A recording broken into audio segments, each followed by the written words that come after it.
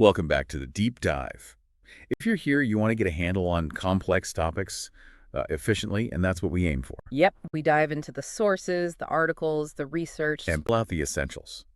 Today, we're tackling a diet that's definitely been making waves, Mm, the carnivore diet, sometimes called the all-meat diet. that's the one. We've looked at a bunch of material on this. The core idea basically is eating almost entirely animal products. Meat, fish, eggs, Yeah, maybe some dairy. exactly. High-fat dairy, sometimes. Yeah, But crucially, cutting out all plant-based foods, like completely. okay. So our mission for this deep dive, Mm. understand the why.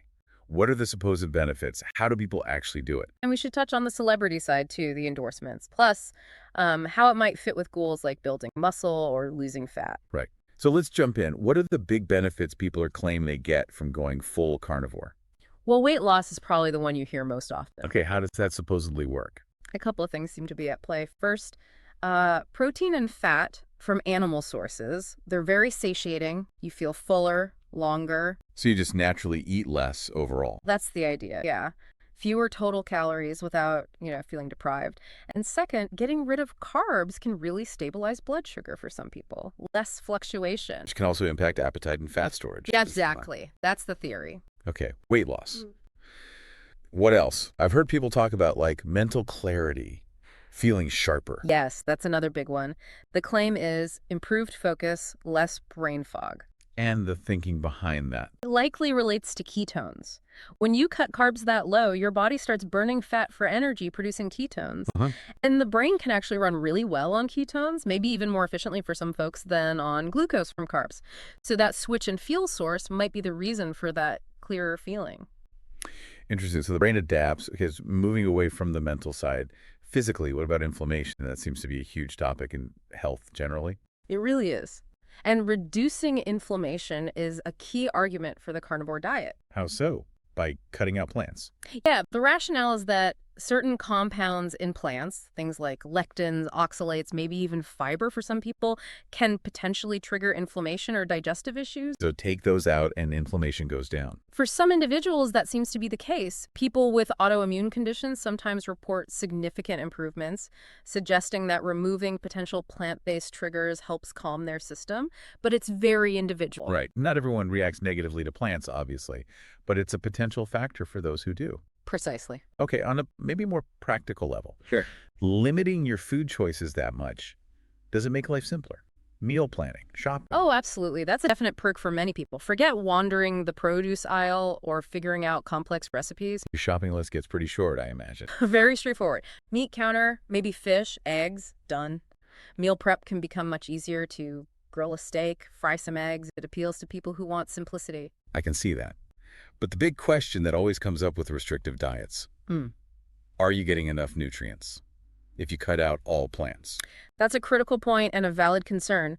Proponents argue, though, that animal products are incredibly nutrient dense. Okay. You get tons of bioavailable vitamin B12, heme iron, which is easily absorbed, zinc, selenium, omega-3s, especially from fatty fish. Mhm.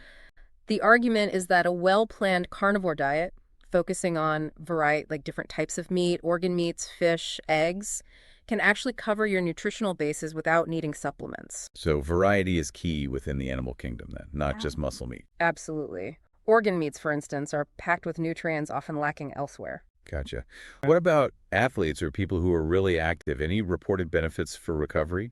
Yes, enhanced recovery is something you hear about. Mhm. High protein intake is obviously great for muscle repair and synthesis after training. Makes sense. Plus, going back to the inflammation point, if the diet does reduce systemic inflammation for that person, it could mean less muscle soreness and faster turnaround times between workouts. Right. Protein for building blocks, potentially less inflammation, gumming up the works. Okay. And hormones. Any connection there? Diet often impacts hormones. There's some suggestion, anecdotal reports and some theoretical links suggesting a positive influence on hormones like testosterone and growth hormone. Both important for muscle gain and fat loss. Exactly. So if the diet supports healthier levels of those hormones, that could contribute to better body composition and performance. It's still an area needing more research, though. Understood. And one last one I saw mentioned, skin health.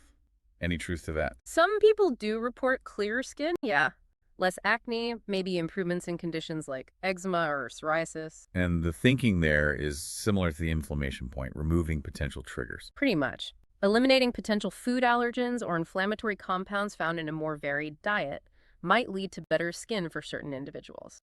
Okay, wow. So quite a list. Weight loss, mental clarity, maybe less inflammation, simpler meals, nutrient density is done right, recovery, hormonal hints, skin benefits. Sounds appealing on paper. How does someone actually do this diet? What are the rules? Right, the implementation. Food choices are, well, pretty clear-cut.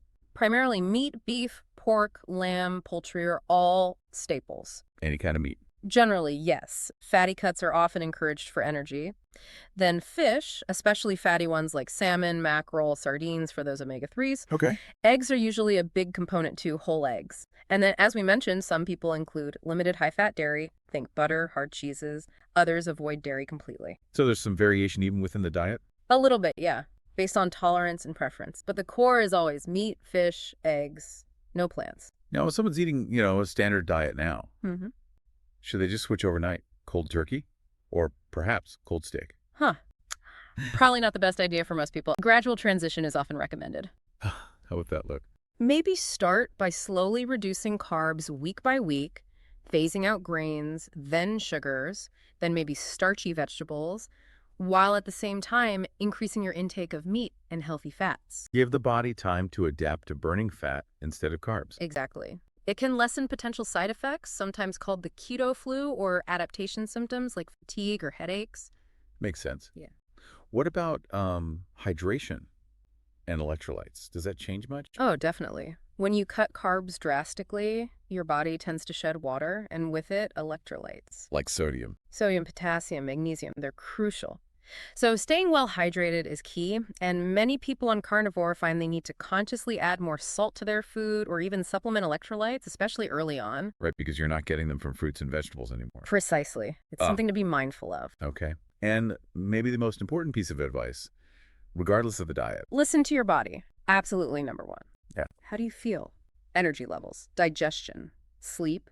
Everyone responds differently. What works wonders for one person might feel terrible for another. You have to tune in, And crucially, talk to a doctor or a qualified healthcare professional.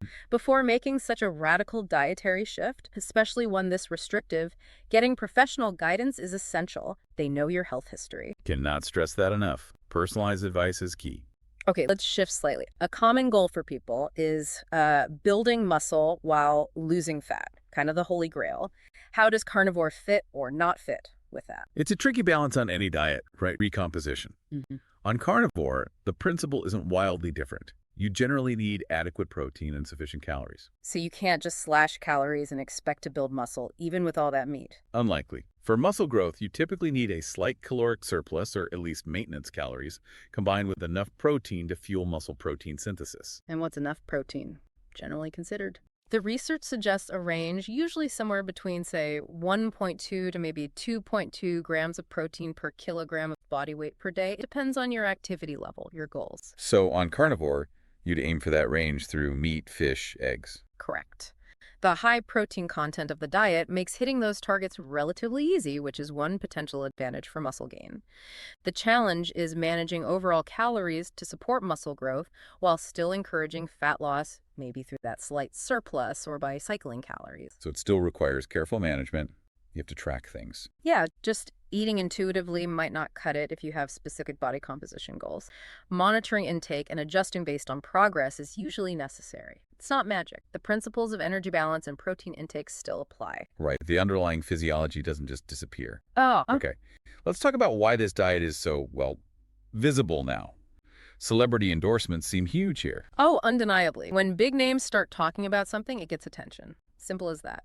Joe Rogan is probably the biggest example, isn't he? He talks about it quite a bit on his podcast. He does. He's shared his experiences, ups and downs, often focusing on weight loss, energy levels, feeling better overall. And given his massive audience... That introduces the idea to millions. Exactly. He's probably brought more awareness to carnivore than almost anyone else just by sharing his personal take. Then there's Mikhaila Peterson. Her story is more focused on health conditions, right? Yes, her narrative is very much about using the diet to manage severe autoimmune issues she's had since childhood.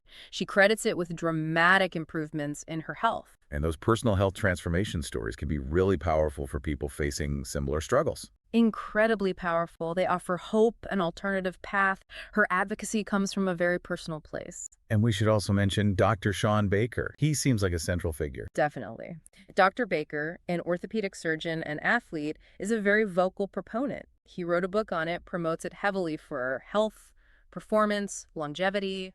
Having a doctor, an MD, championing the diet adds a layer of credibility for some people, I suppose. It certainly does for many. He frames it not just as a diet, but as an optimal human way of eating, often citing athletic performance benefits too. So you've got the huge podcaster, the compelling personal health story, and the medical athletic advocate.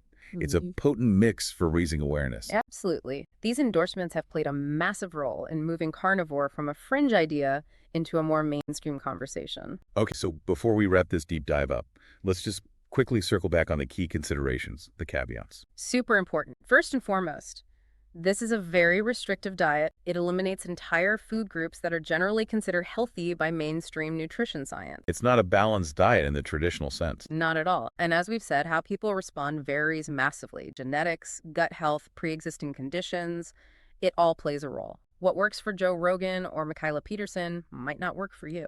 Or could even be harmful, potentially. Potentially, yes. Long-term effects are still not well studied in large populations. Nutrient deficiencies are a concern if it's not carefully planned. Which brings us back, again, to the absolute necessity of Talking to your doctor.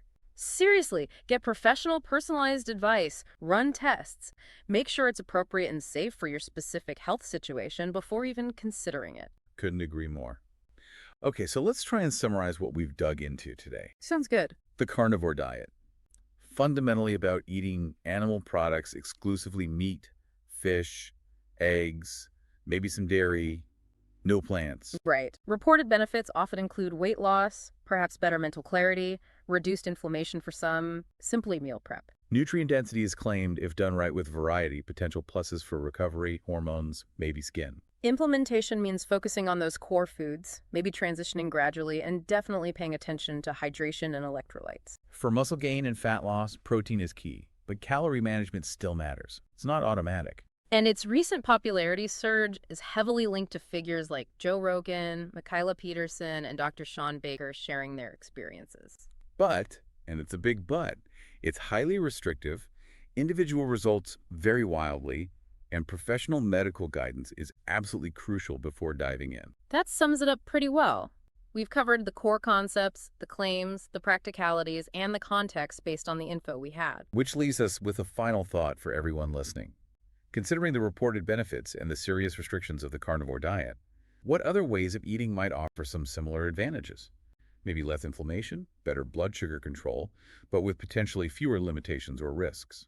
And what more would you need to know or research to figure out the best path for your own health goals? Something to chew on. Thanks for joining us for this deep dive.